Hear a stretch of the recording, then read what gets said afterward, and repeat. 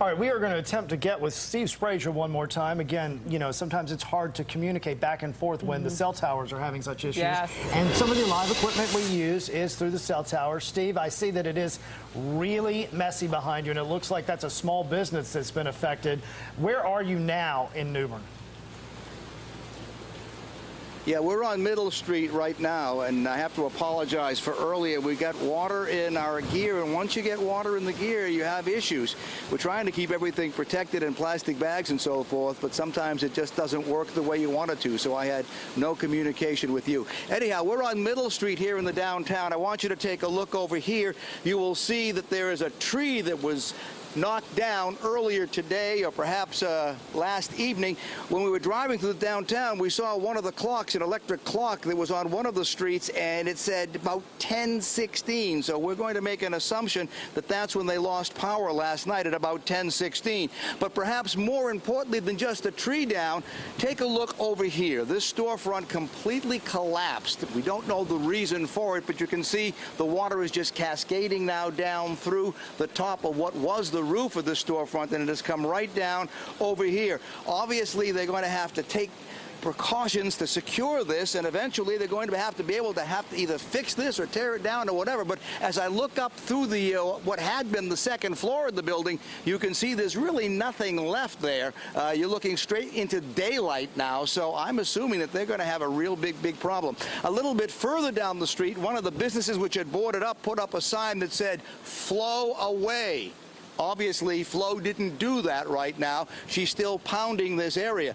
One of the big problems that they're going to be having is they're going to be having a lot of sightseers coming down to this area. In fact, there's somebody right now who's got their cell phone camera out. A little bit early, we saw people driving down the street here, and all those people were stopping and looking and taking pictures. Wonderful experience, folks, but we're in the middle of a hurricane, and that's really not the wise thing to do. I will keep mentioning over and over again, there is a curfew in effect here in New Bern. The curfew is in effect until 7 tomorrow, but obviously people are disregarding it. A little bit further down Middle Street, if you look down that way, you can see the Trent River and part of the Sound down there, and about 2 streets over from there, you've got a lot of water that's still inundating the area. Earlier we were on Pollock Street near Craven Street, right by the Craven County building, and the water had come all the way up there, almost to Craven Street. We're told that was a 10-foot storm surge, and they say that back during Hurricane Isabel, the storm surge was about 8 feet, so obviously a much more serious storm surge.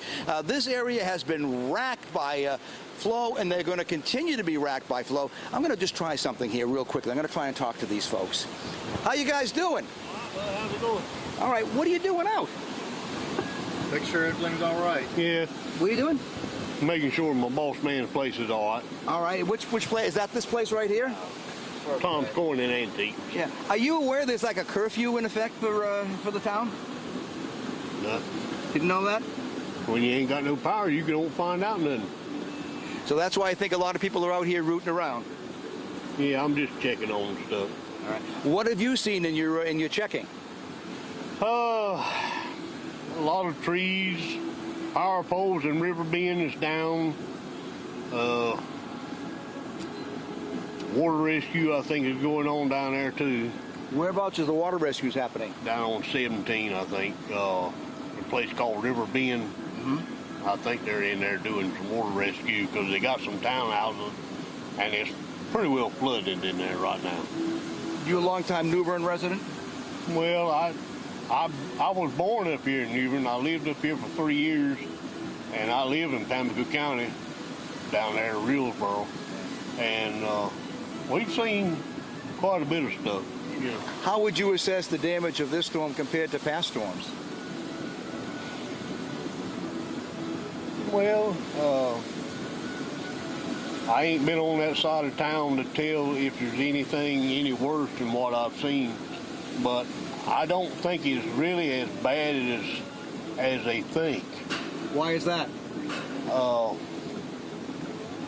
Because Hazel in 1954 was worse than this. That was the hurricane I was born in. Oh my God. You can do the math back home, folks. Yeah. But so I don't remember Hazel. No, I don't remember Hazel neither. I come along in 62, but from what my granddaddy's always told me about it, it was one of the worst ones, and he would say that this one here weren't as bad as that. We'll take your word for it. What's your name, my friend? David Jones. Mr. David Jones, I thank you for taking the time to talk to us. Yeah. Please be safe as you go out checking on your properties and so forth, all right? Yeah, well, I'm here to check on friends too, and some of my friends he's got trees down on his building there at his house, and This one looks like it collapsed pretty darn good. it did. We had a buddy down here, he works at Caldwell Bankers, which is down to the end of the street here, and he had told us about that. And but at least our building, with Tommy's building, at least it's made it through it. So, Well, David Jones, again, you be safe as you go around and check on things, and we're from Raleigh. Yes, sir. Well, there's an explanation perhaps why people are out and about in defiance of the curfew. He says when you got no electricity, Mr. Jones says you can't tell what's going on. So that may be a good reason why folks are out and about. But we do have to tell you, it is really still not safe. Hurricane Florence continues to lash this area, continues to pound this area. And as Paul has indicated, we're in for it for a little bit longer. And then even as the hurricane drifts away, we're still going to get a lot of that rain. So it's not over by a long shot, as they like to say. This is a marathon. It is not a sprint. Reporting live from downtown New Bern, I'm Steve Sbraccia, CBS 17 News.